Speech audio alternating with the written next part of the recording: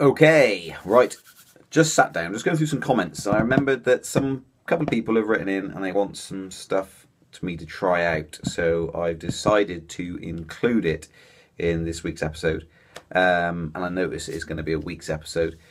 It's actually going to overrun by one day because tomorrow Mike's car is going to be delivered. So the third Leaf is going to be delivered, but we shall see how that goes. Sweeping that aside, those two people are Pendle65 on YouTube and Barry Collier. Pendle65 has come up with a good suggestion that I knew nothing about until this. This is why it's good uploading this stuff, because you get a whole load of other people commenting on it. And he says, Pendle65 says, display I use a lot is the miles per kilowatt hours display.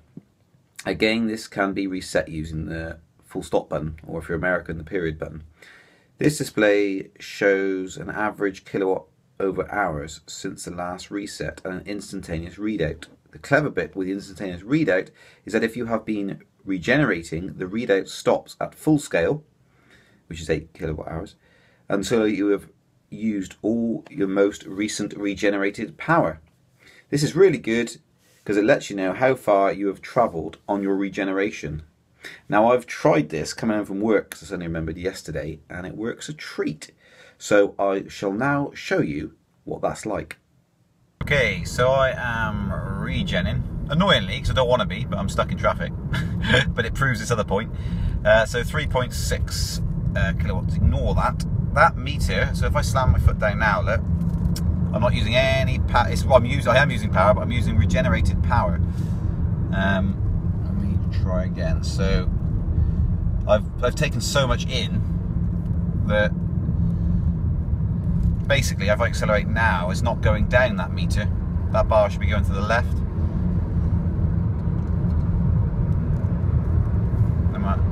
There we go. That's now using power. And now I'm regenerating again.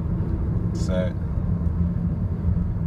it's not probably not overly clear because I am actually stuck in traffic, so it's quite difficult. But obviously if I keep regenerating, that line will stay to the right basically, and it won't start dropping back off again even if I am using power, if it's regenerated power. So if I start accelerating now a little bit, I am just using the power. Even though I am using power, I'm using power that I regenerated. Eventually, of course, that power will be used up and I'll just be using power that I haven't regenerated. So it's a great little meter, it really is. I should try and show it some more in a second, once I've got away from this traffic. Right, so I'm now using power that I was regenerating. As you can see, now that's all gone and being used up. That bar constantly fluctuates between what I use and what I don't use, and it sits between the two. So if I was to regen, it would look like that, and then as soon as I start using that power, it disappears and the bar jumps up and down. So it is actually very nice to know that when you regenerate, that you're using power that you regenerated. So I never really realised that you could do that until it was pointed out to me. So here I am regenerating all the way down this hill, still regenerating, still regenerating, still regenerating. And you'll see that as soon as I hit the throttle, that will sit white, a full white bar, for a little bit of time. So there we go, some throttle, still using regenerated power, still using regenerated power, still using it, until that starts to drop off. And then I will be back into, there we go, so now I'm using the battery power. How cool is that? Thank you very much for the heads up on that one. Right, that's that one covered. Now the next one from Barry Collier. Hi, how about doing a video of the complete opposite to see what the absolute minimum range is for comparison for drivers of the lead-footed variety? If you remember last week, I did 105 miles, I think it was. 105 on a single charge. He wants me to do the opposite. So let's find out how I get on with that then. Okay, we're at 819.8.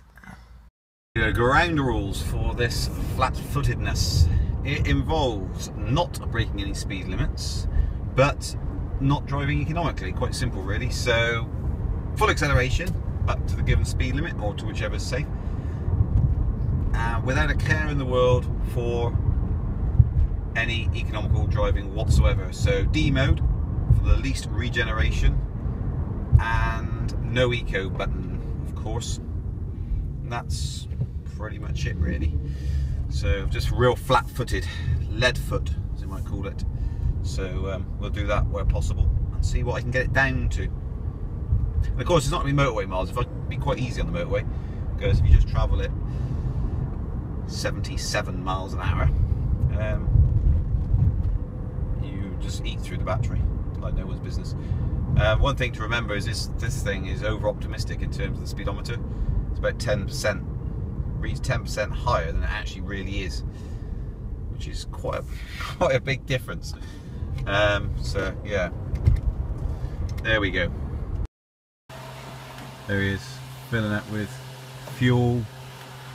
Disgusting, that bit. There you go. Doesn't take a lot though, motorbike. What's it like filling up fuel, Kev?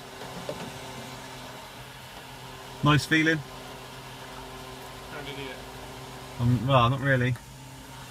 Look who's the idiot. How much are you going to go and pay? 16.24. He loves it though. For good measure, by the way, I've got the heating on to 30 degrees. It's 20 degrees outside, but at least it's pumping hot air, and it's just, you know, that's what it's consuming. That bit there. There you go. So I'll keep that on as well the whole time. I'll just have the window down at the same time. But we'll see what we can eat into this battery. Vlog, okay? Go. What do you think of this car, Toe? Performance? Good and fast. Is it fast, is it? Yes. And this is where we're going then. Back to home, but a different way today. Aren't we, Daddy? Yeah, we're just trying to waste a bit of battery, and we're flying around these roads just to waste battery and be lead-footed. And this is where the map is. This is where we are. Not windy, is it? 70 miles, 65 miles an hour, and I was getting more down. It's because we're coming to a 50. Into a 50 now. Oh, look at that lovely sunset there. Composting facility, that's what we can smell. Wow. There's a car. There is a car. Look at these views. Ah.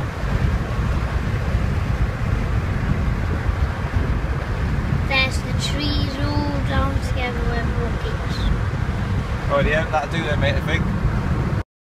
Right, trying to do this being lead-footed is exposed an interesting psychology, which is it's very difficult to run your battery out.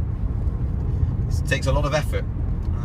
All I've ever concentrated on, it's been an interesting little experiment, this really, I haven't finished yet, but it seems like you're putting a lot of effort in to drive very, very efficiently.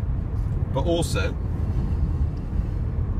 it takes, I would have said, equally as much effort to try and drain the battery as fast as you can, excluding motorways where it's ridiculously easy because you're in a straight line and you've got high speed so you can get away with. Back roads like I'm driving around now, I am putting a lot of effort in to try and consume as much power as I can, as quickly as I can.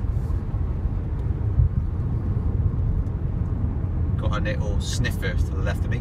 And it's taken a lot of effort. I would urge you, when you've got nothing better to do, or you haven't got to go very far, try and lose as much battery as you can in a rural area. I'm talking not motorways, because obviously in Plainly that is very easy to do. Because you can't actually go very fast anyway. You can only stick to the speed limits, which are not that fast. Or there's traffic in the way, so you couldn't go fast if you wanted to. And then when you can go fast, accelerate really, really hard and max it out, it's too short a road anyway. It's a lot of work trying to drain it out. interesting sort of almost reverse psychology. And I think if you try it yourself, you'd experience that. And it's not something I don't think hardly any of us would ever do. It's only because the question was asked of me. I wouldn't never think I'll go out my way to try and drain this battery down. But it does show that it's equally as much effort to do so. So I don't think it's much of an overhead trying to drive economically. In fact, I would say it's more relaxing and safer. And there you go, my thoughts. Okay, I'm now into no readings. Been here before, haven't we? And there we go. That's the mileage anyway. 7887. And we're not far from home. Just come a bit of a longer route back, just to try and get it as low as possible to see what the minimum amount of mileage I can get out of it is without cutting it short. So it's a fair test up this nice hill. So we are coming in home now.